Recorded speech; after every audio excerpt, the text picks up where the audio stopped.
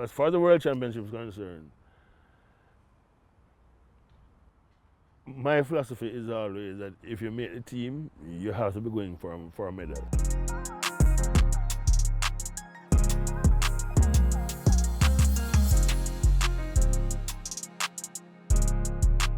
Coach, it has been 24 years since you and your brother Paul, the late David Noel, and Bruce James started the MVP Track Club to offer Jamaicans post-high school track and field training.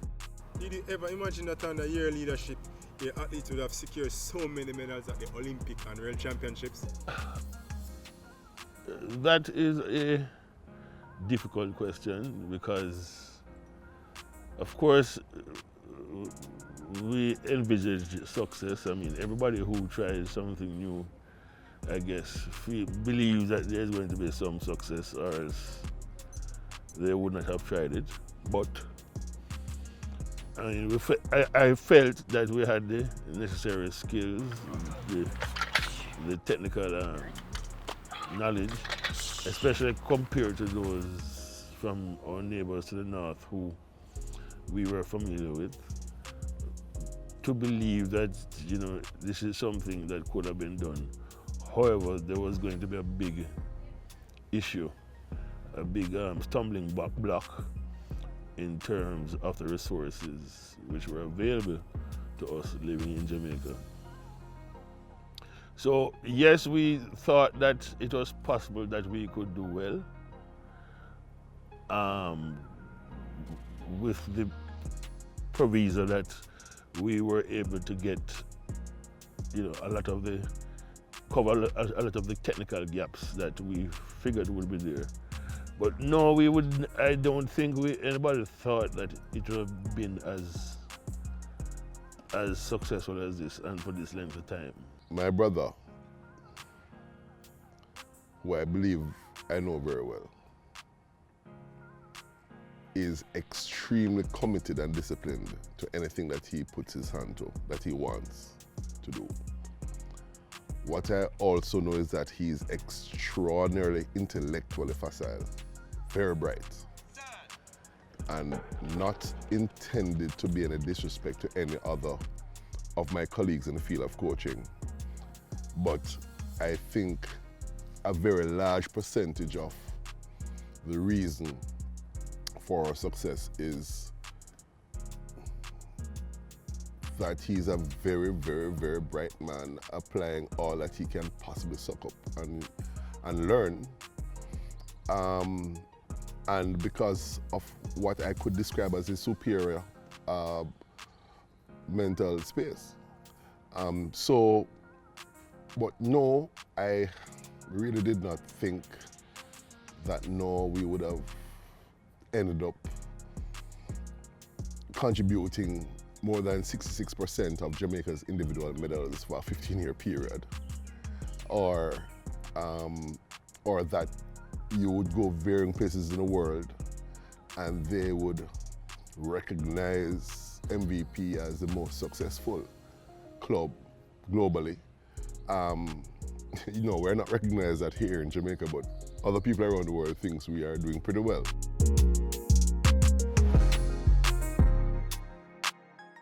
I'm not sure if somebody else had started this, if the reaction from the Federation would have been like it was for me. I mean, I had never been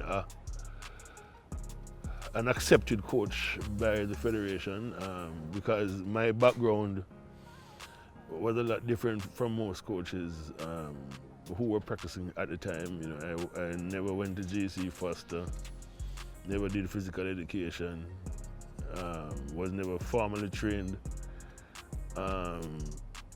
in the sport, but rather came to the sport from a more academic background outside of physical education and sports science.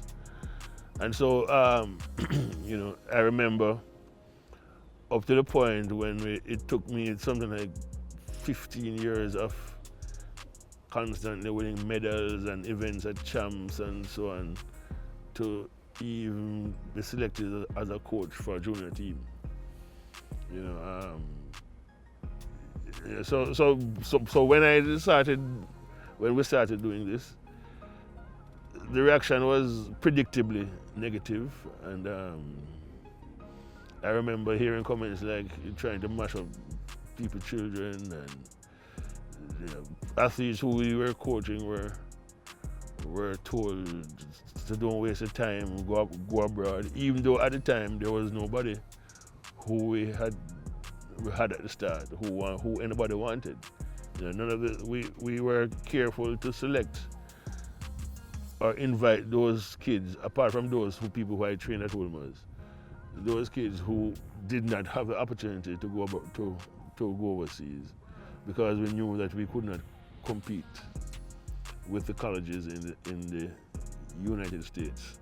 So even though those kids were not really in great demand, they were still told, a number of them were still told by the federation, that it was a bad decision, leave, and in addition, they were paid to leave, or they were paid to try to leave. I remember the federation using this IAF funding thing in terms of I can't remember what it's called. It's now located up at UA High Performance Center, to take the top athletes who I had. They were promised funding by the high performance so long as they didn't train with me.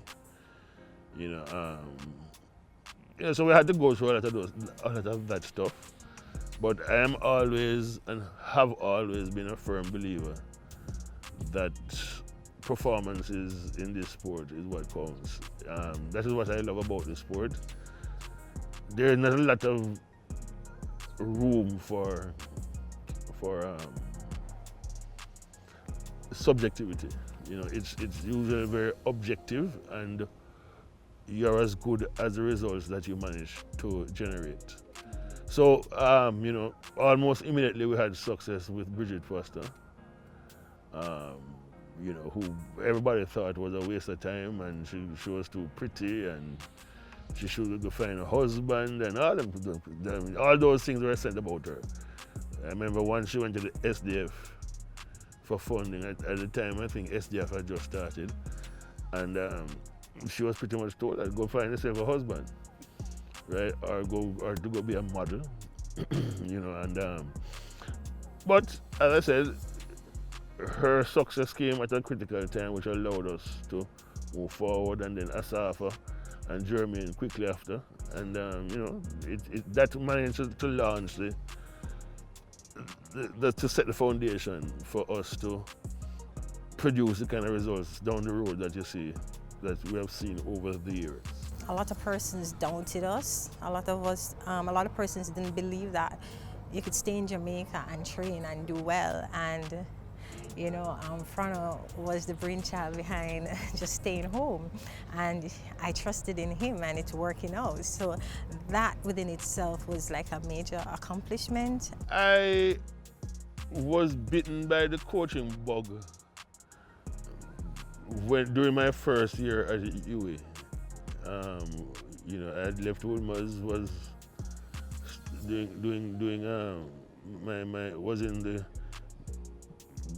it was called the Management Studies Department at the time.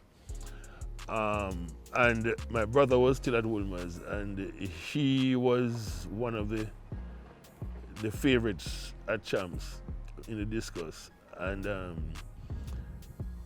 at the time, Wolmer's program was very, very bad, and he didn't have a coach. So he asked me if I could come to help him out. And I said, fine. And so I would go down to Wolmer's in the evenings after classes. And that stint, I was also working with him and another guy by the name of Michael McFarlane, who both went to Champs, and one was in class 2 and the other class 1. And the results were very, very promising. And so that is when I had coached for the first time, and I became hooked by the coaching and by the attractiveness of getting good results. So it was while I was at UA. So after I completed the degree, you know, each year I had become more and more involved in coaching, and instead of going directly to the private sector to work or to go abroad to do a master's, I began to look for an opportunity where I could coach as well as work. And so therefore I went back to Woolmer's to teach and coach. So that is where the whole coaching thing came from. But you also did the sports competitively. Yeah, but not very successfully. You know, while I was at school, my priority was school challenge quiz. You know, I played for 4 years, won 3 of them, and the other 4th year was in the final. We lost to the final to Monroe. So, and that at the time was very time consuming. So you could only dedicate a cursory amount of time to training for the discus. But given that I still tried because I liked it and was good at it from a Woolmer's level, you know, but not that good when it came to champs. I also have to say that you know, I was good friends with Mr. Mills, and I used to spend a lot of time around Herb McKenley. Now, I'm a very, very heavy reader. You know, I almost dislike and don't trust information that I have not read. So the minute I decided I was going to do coaching, I mean, there was no internet, there was nothing. I mean, I had to go to the libraries all around Kingston, Michael Library, UTech Library, UE Library, to try to find information and formal information on coaching track and field. And you know, but while I was doing that, of course, when I graduated from school, from the university, I was strictly a field events coach, you know, and when I went to Woolmer's, I branched out into the jumps, you know, so I was coaching the jumps and throws. And then after about 2 years of that, you know, every coach in Jamaica realizes that you're not going to get a break on a national level unless you're coaching the sprints. You know, I mean, every coach wants their athlete to be a part of the national teams. When it comes to the sprints, you don't have to win or come second. You can come up to 6th. And, you know, your athlete gets picked and so on. So you naturally moved to sprinting, and of course I did the requisite reading and research and so on to generate the knowledge which would help me to do well in that area. You know, so it became essentially a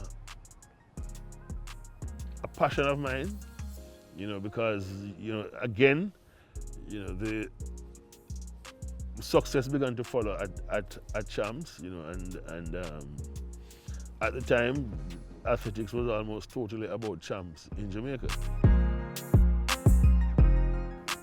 When you say your brother studied finance and then decided to put that aside to coach, I mean, you never like, No. You roll the dice, what a gamble. It would be considered a gamble by many. It would have been considered a gamble by many.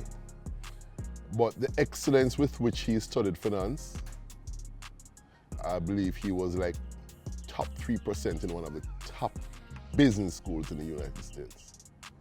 He was being recruited by many companies on Wall Street. So yes, his path could have been a whole lot more different. But it also shows what sometimes a lot of us, even as Jamaicans, don't appreciate. As parents sometimes, to put it simply, we'll have a child who is doing very well in school, very bright,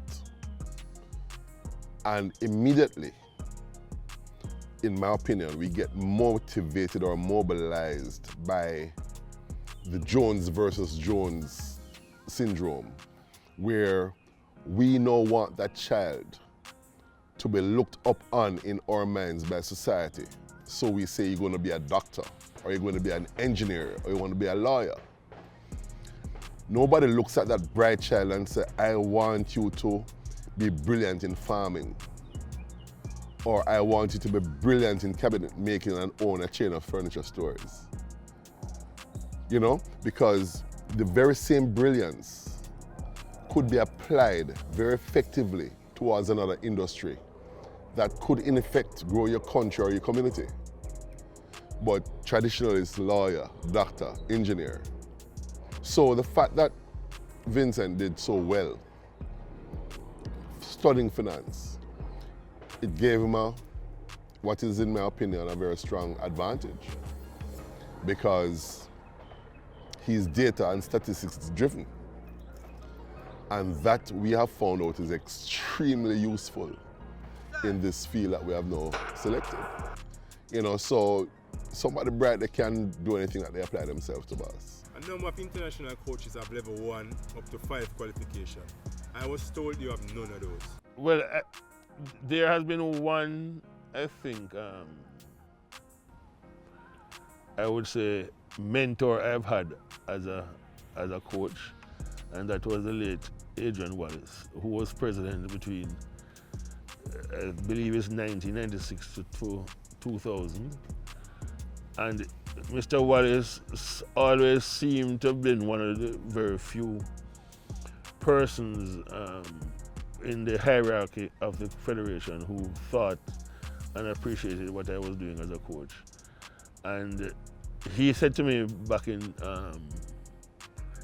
1999, I think, late 1999, he says, Frano, you know, we're going to carry you to the Olympics. You know, you have been to 2 World Juniors, you know, and so on. And we think that you're going to have a good future. We're going to carry you to the Olympics in Sydney, but you need to be qualified. So we're putting on a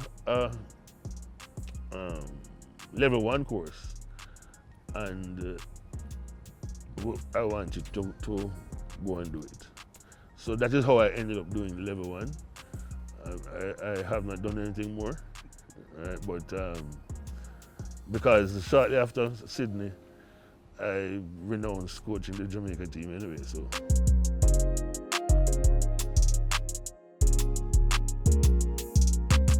I love coaching the field events, I think, and because it's far more challenging intellectually. Right? It's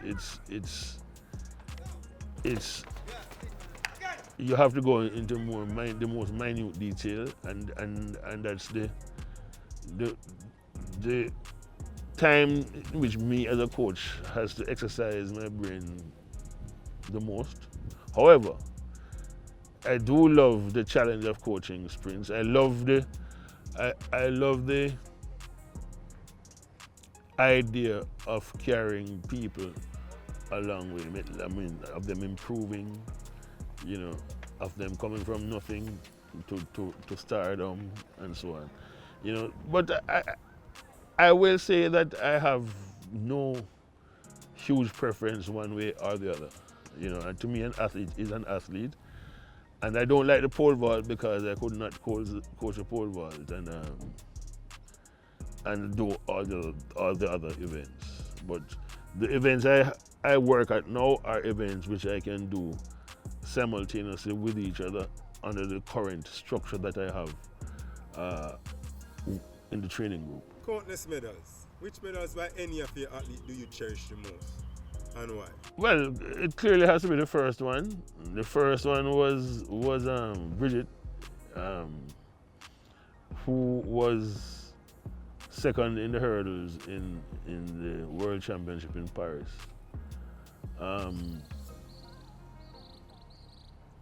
again, it was coming from the time, it was 2003. And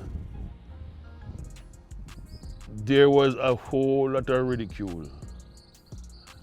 I mean, I sat down in the stands during the national championships.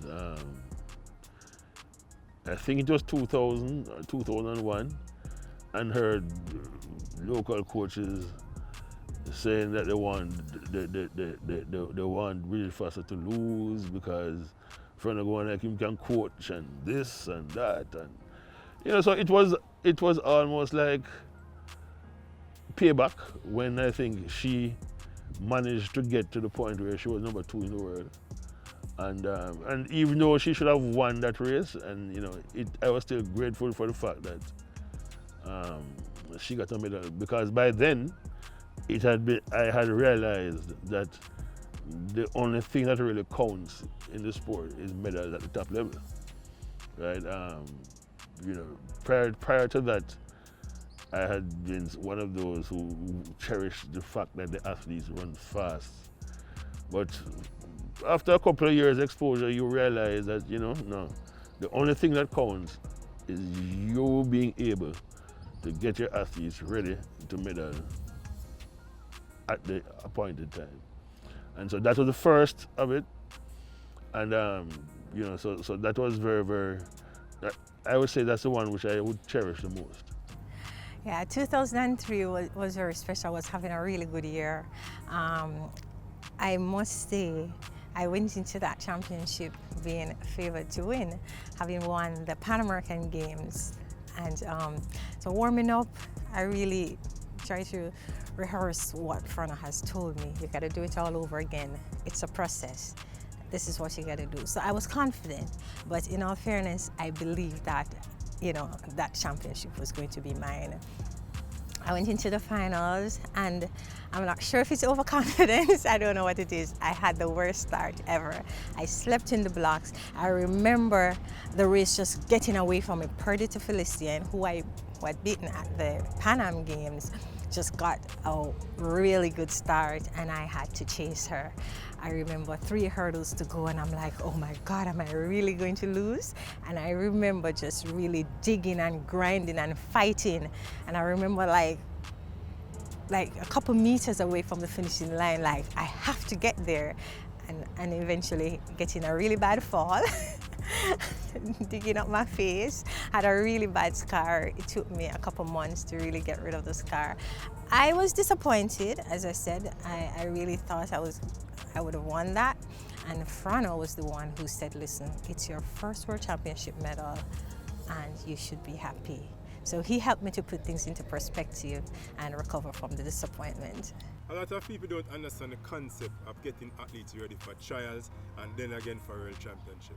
Notwithstanding what is happening in Europe and the Diamond League. How difficult is it to master as a science and get done year after year? Well, there are 2 major factors involved, right? Most people who have that skill, I would say, or who habitually try to peak their athletes at appropriate times, they do it by not competing, right? So they hardly ever compete, but when they do turn up to compete, they're in top shape. The challenge that I have is that we have the same philosophy, but we compete regularly. So in a lot of cases, our competition results are going to be bad, you know, because if somebody runs well this week, you might find that next week that they run badly. And it's because it all depends on how your training is going, because we never break for breakout training to compete, right? So, you know, the only difference between those athletes who are competing and those who are not, essentially, is that they might leave one day earlier to catch a plane, right? So I know that the results are going to be very variable. There are going to be some weeks when it was a very light week, so therefore you're going to compete well. There are some weeks when it was very heavy, you're going to compete badly. But as a professional athlete, you know, most times you have to go out and try to compete as best as you can. Thankfully, most of our competitions, I mean, you're not that bad that it's going to be cause you shame or whatever, but it's not going to be anywhere near your best. And the athletes have to understand that that is what is going to happen. So if you beat somebody last week and they come and they beat you this week, you don't worry about that, because that is not what the program is about. It is about those dates in the future, which are the most important for your career and for your finances. You know, so but it's tough to do it that way, because you know, not many coaches have the type of athletes who can survive the pressure of not performing well. You know, and many coaches might think that, you know, if they don't perform in this race, I'm going to get fired or whatever. But you know, but it's something that we have done. As I said earlier, I learned from a long time ago that, you know, the only thing that matters is, will I or will she get a medal at the World Championships or the Olympics or World Juniors, which whatever the big meet is. I would say that the athlete who was easiest to coach in terms of just accepting everything that is being said and try to deliver is either Elaine Thompson, Hira, or Brigitte. I think those two among the women. And among men, Jermaine Mason. You know, I mean, those are the ones who's, it was just simple because they just tried to do whatever you said. You know, but it's not by a big margin. I mean, you know, you eventually figure out how to deal with everybody. You know, I mean, and so therefore you have to realize that some techniques you might use with one athlete, it may not work with another because they have a slightly different personality. And your job is to convince them that what you're telling them is what they should be doing. You are considered the GOAT among coaches of female sprinters, with 100-meter gold medals from the last 4 Olympics, 2008, 2012, 2016 and 2021. And 3 of the last 6 world titles, 2009, 2013, 2015. What does this mean to you? You forgot 2019, but that one was probably the most exciting one when Shelley won after coming back from having her kid. But I think that, you know, whenever people ask me what separates you from most other coaches, I said, you know what, the thing is that I'm never confident that what I know and what I do and what I recommend is right. I have told people that, look, the sports of, or the field of human performance is one of the newest field of science there is, because it's mostly all guesswork, because you do not have the ability to see inside a human body, to see how things are done and to see whether or not something that you have recommended works. You know, so you have to be always prepared to change. And in addition, the fact that the human body finds a way to accommodate everything, all stresses that it goes through. So what you do for the last 2 years may be useless the 3rd year, because the body has gotten used to it and says, you know, this is no longer helping me. You know, so it is. So I am always prepared, always trying to find reasons to dump the things which I have previously found to be successful. I do a lot of reading of journals and try to see if I can implement some interesting point made in that the researchers have published or whatever. But so I believe that it's all a knowledge issue, and also we also spend a lot of time and resources trying to keep athletes healthy, and so I believe that once my athletes can train for the majority of the year, and we come up with new and better ways to let them do what they are doing, then we have a good shot. And now we're particularly blessed with a lot of good females, and I think hope. Freda is a genius. Freda is a genius. The man, he reads nonstop. He's always trying to find new ways of doing things. His theory is that if you keep doing things the same way, you're going to keep getting the same results. As an athlete, sometimes I'm not really up for change, and personally, I don't like changes. And there are a few times when I'm like, "Why is Freda changing this? It's working." But we trust him, we believe in him, and he also, some reason, make us believe in ourselves. For example, from like myself, he took me from 13.3 to a world beater. He made me believe that I could beat the world before I actually did it. He said, "Listen, you're fast, you're strong, and you have the right work ethic, and you have the right attitude. You will do well."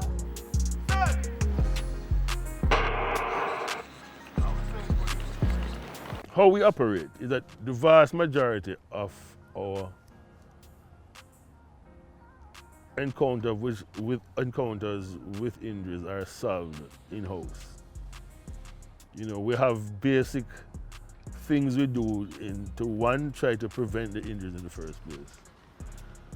But once they do occur, then depending on the level of the athlete, it determines the kind of resources that they have available to help them. It is sometimes the athlete can suffer for a while, but it usually takes a big picture and a knowledge of the big picture to understand that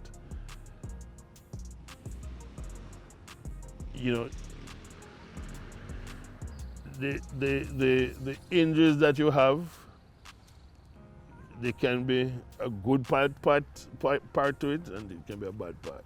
Depends.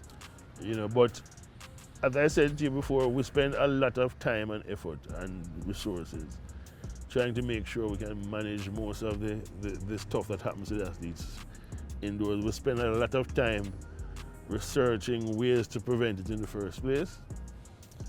And a combination of those two things mean that we have been lucky so far, right? That eventually we find a way to deal with everything.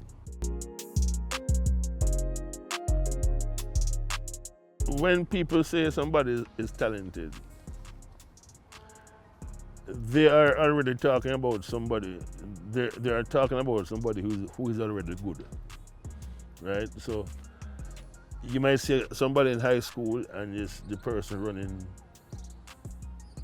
It's a girl running 22.6 at 17 years old. Everybody is immediately going to say that girl is talented, which essentially is just another way of saying that she is running well for her age group or for her level of training or whatever it is.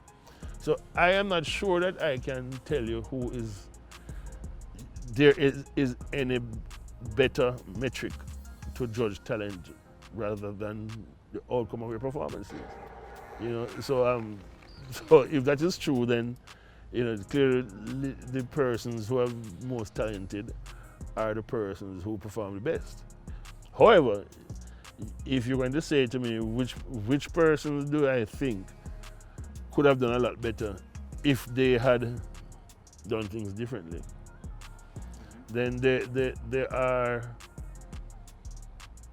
probably, I think, maybe Elaine, right? And Shelley. People like like Khalees, Spencer, and Melian Walker, Asafa. I mean, everybody, I think, eventually does actions that, if you think about it, if they hadn't done it, maybe the outcome would be different and the performances would have been better. Start! Where does Elaine Olympic double in Rio 2016 and Tokyo 2020 rank in terms of your coaching accolades? Well,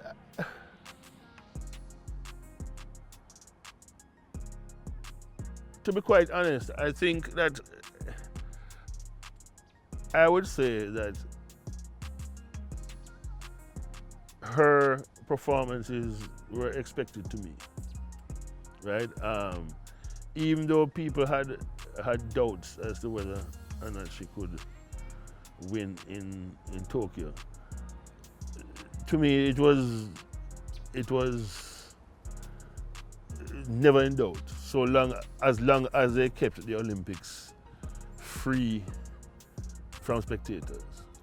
Right? One of the problems Elaine developed after Brazil was that it was too easy for outsiders to interfere with her and to cloud the message that she would have been getting from me. You know, but in Tokyo, I knew that was impossible because they would not allow anybody to go to the Olympics. So therefore, I was in no doubt that there was no way she was going to lose. You know, Shelley's first victory, I think, is the one which was most surprising to everybody. And because nobody could believe that somebody could have come from where she was in 2017. In 2007 rather, to where she ended up in 2008. You know, and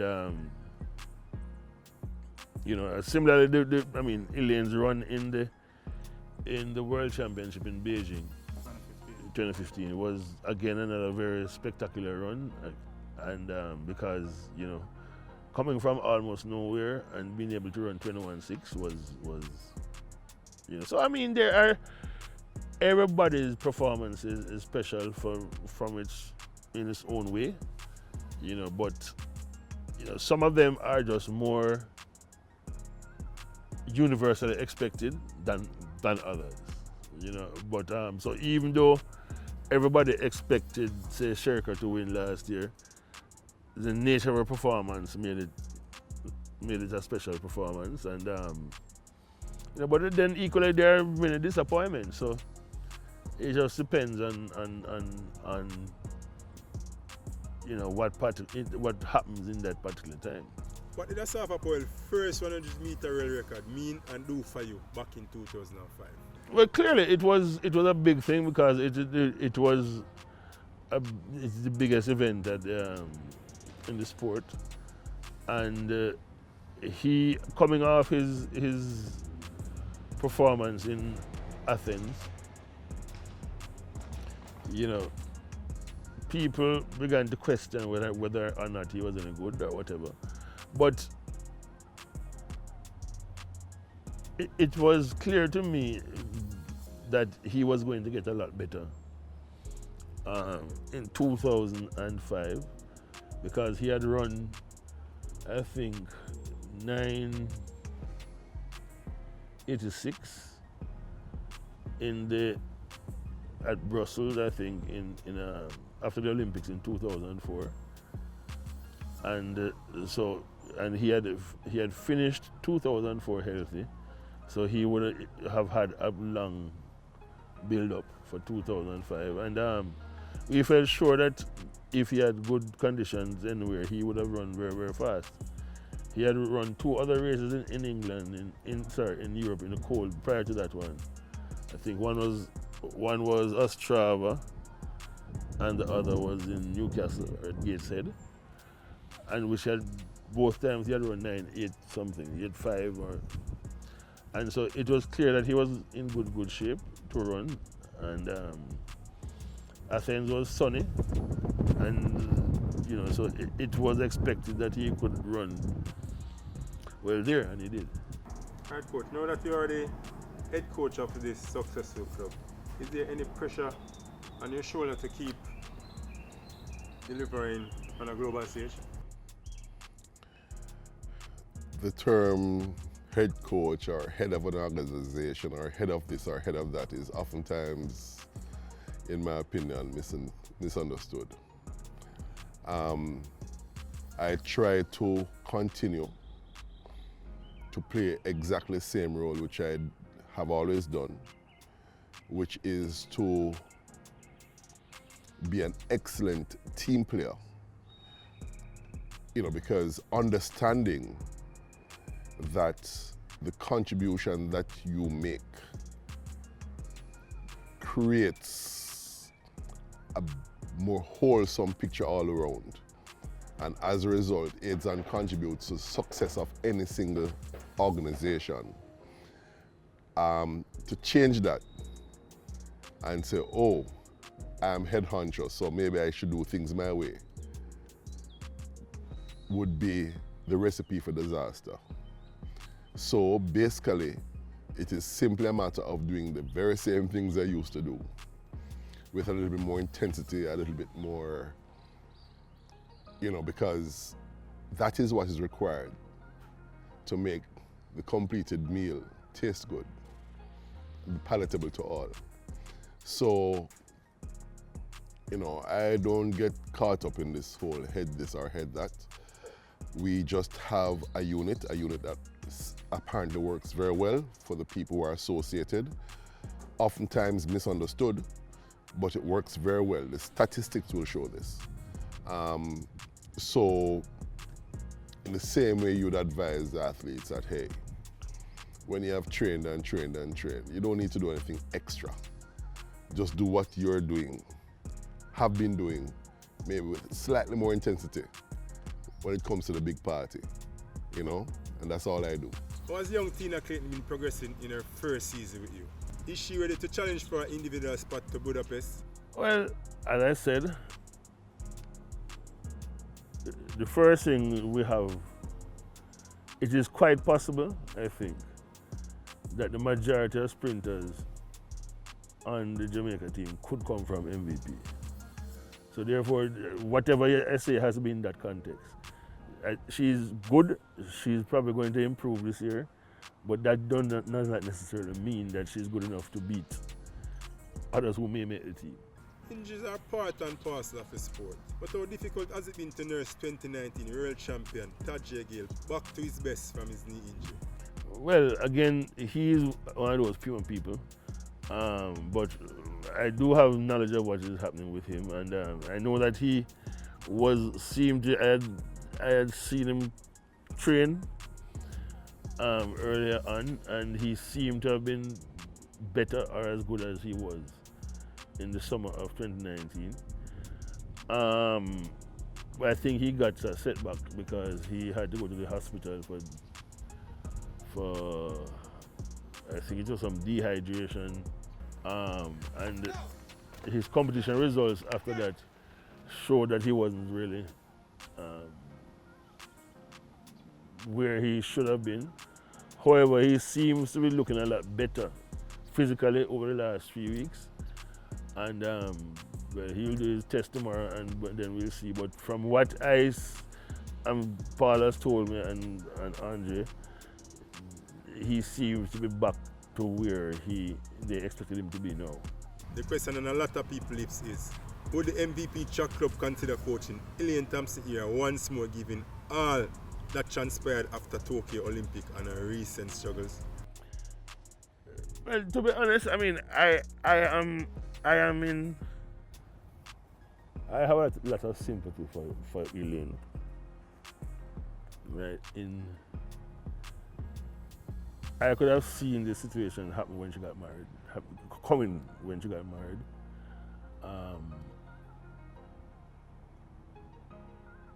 I am only disappointed that she didn't see it.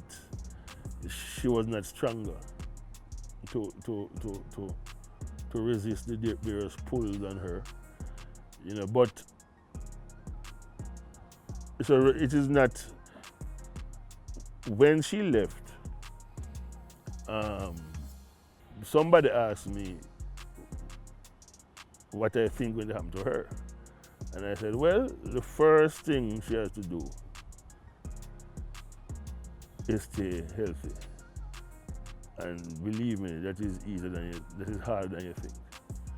I said, somebody with her, like her, who is as finely tuned as her, is going to break down multiple times per month or even per week.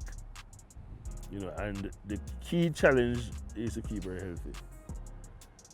Because I remember when she had won the trials in 2019, we had managed her foot situation, I think, fairly well. She could train most of the time. We went over to our base in Italy, and there was a physio there who started working on her. I took one look at what he was doing and said to Elaine, no, don't go back to him. Right? What we are doing here, what we were doing in Jamaica, let us keep doing that, because we can use that to manage your situation. I don't think she listened, and it went to a point where she could hardly walk. But she learned from that, and I think I managed to convince her that, look, you are going to be okay for 2020, 2021. You know, so, but as I said before, when she does listen and try to follow the advice that I give her most of the time, the problem is that she is not alone in her family, and you know, that I think makes the situation untenable from all perspective. And you know, there's no way that you can coach an athlete who you know that if you tell her to do X, right, there is somebody else who's going to be telling her to do to do Y, who she may trust just as much as you, even though she knows she should listen to you, but she may have no choice but to listen to the other voice. You know, family tension and peace at home and blah, blah, blah. So, I mean, coaching her in the future is, quite frankly, to me, is near impossible.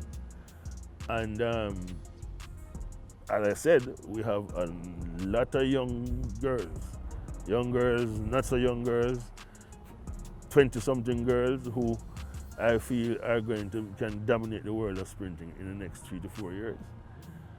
And so therefore, you know, I'm a person who likes challenges, and you know, and then plus, you know, I mean, when she left, I don't think she ever once said that Coach Francis and Sean Manboard